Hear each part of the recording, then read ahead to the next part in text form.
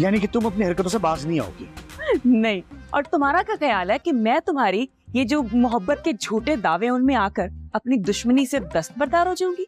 ऐसा बिल्कुल भी नहीं होगा, क्योंकि मैं तुम्हारी इन चिकनी चुपड़ी बातों में नहीं आने वाली। ओके? शांत बनो, किसी ने सुन लिया तो? बोलू, कोई खबर रखा करो घर की। लड़के हो तुम। मेरे अब्बा जान बैंक में है और तुम्हारी अम्मी जान बाजार। वैसे कैसी औलाद हो, तुम्हें अपनी अम्मी की खबर नहीं है यार। इसका मतलब है कि अच्छा मौका। क्या मतलब? कैसा मौका? मतलब कुछ अपने दिल की कहने का, कुछ तुम्हारे दिल की सुनने का। अपनी बकवास बंद करो और ये जो तुम हरकतें करते फिर रहे हो ना, इनसे बाज आ जाओ। अभी तो मैंने पानी फेंका है ना तुम पे, अगर तुम बाज नहीं आए ना तो एक दिन फूल फेंकूंगी तुम पर। वाकई? गमले समेत।